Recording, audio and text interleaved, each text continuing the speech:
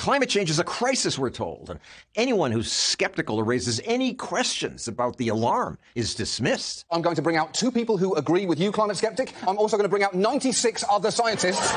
The smug media mock so-called skeptics. And what is the overwhelming view of the entire scientific community? Okay.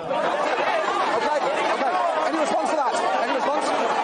I can't hear you over the weight of scientific evidence. The consensus is so strong, there shouldn't even be a debate. This whole debate should not have happened. I apologise to everyone at home. Climate alarmists claim there's an overwhelming scientific consensus. But it's a manufactured consensus. Researcher Judith Curry says climate scientists have an incentive to exaggerate risk. Why? What's in it for them? Fame and fortune. She knows about that because she once spread alarm about climate change. And the media loved her when she published this study saying there was an increase in hurricane intensity. We found that the percent of Category 4 and 5 hurricanes had doubled. Really? Doubled? And so this was picked up by the media. Alarmists said, oh, here's the way to do it. It being, get the public alarmed. Climate change is making hurricanes stronger and more destructive. Tie extreme weather events to global warming. So this hysteria is your fault. Well, sort of. Not really. They would have picked up on it anyways. But Curry's more intense hurricanes gave them fuel. I was adopted by the environmental advocacy groups and the alarmists, and I was treated like a rock star. What does that mean, treated like a rock star? Oh my God, I was flown all over the place to meet with politicians and to give these talks and lots of media attention. But then some researchers pointed out gaps in her research, years with low levels of hurricanes. So like a good scientist, I went in and investigated all that stuff. She realized her critics were right. Part of it was bad data. Part of it is natural climate variability. So you're the unusual researcher who looks at criticism of your paper and actually concluded they had a point. They had a point for sure. Then the ClimateGate scandal taught Curry that many researchers aren't so open-minded. Leaked emails showed university climate scientists conspiring to hide data. It showed a lot of really ugly things.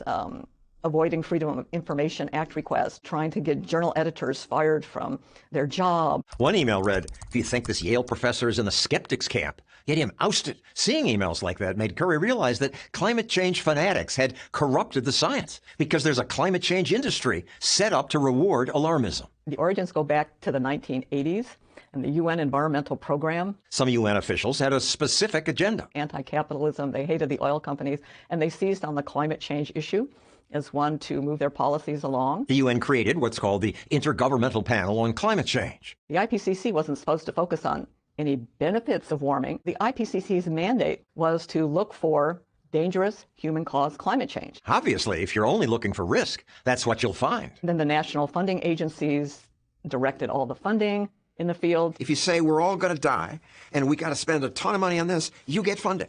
If you say we don't know, you don't get funding? No, it's more subtle than that. The announcements of opportunity for funding are really tied to assuming that there are dangerous impacts. So the researchers aren't stupid. They know what they need to say to get funded. Exactly. This is how manufactured consensus happens.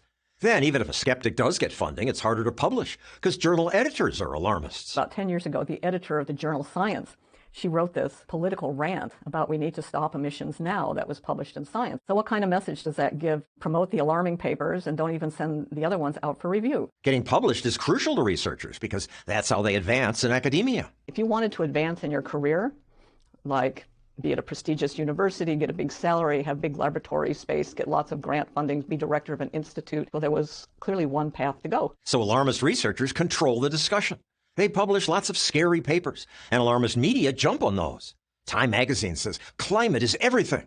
Good Morning America agrees. Climate change is impacting everything from conception to pregnancy. Transportation congestion, the size of frogs, everything. Airplane turbulence. Expect turbulence like this to become more frequent due to climate change. Childhood obesity. Climate change is making our children more obese. Experts say that we have until 2030 to avoid catastrophe. Activists hear the media and freak out. Children are starving. The potential extinction of the human race. Why don't other scientists who recognize the nonsense push back? If they work at a university, it's going to be very uncomfortable for them. Universities have become idiots and they punish people who tell the truth? I mean, I felt the hostility. Curry was a department chair at Georgia Tech until she concluded that fossil fuels aren't so terrible. They want fossil fuels to go away. When they made life uncomfortable for her, she looked for other university jobs, but was told, nobody will hire you, because if you Google Judith Curry, everything that shows up with Judith Curry denier, Judith Curry serial climate disinformer. At that point, I started making my plans to transition 100% to private sector. She started this weather forecasting company. Now climate alarmists smear her as a climate denier doing it for the money. But she made more money at Georgia Tech. If I was doing this for the money, I would have stayed at Georgia Tech and sucked out my big salary. But that's not who I am. My personal and professional integrity would not allow me to play that game. Good for her. It's unfortunate that many university departments now shut down debate and reward alarmism.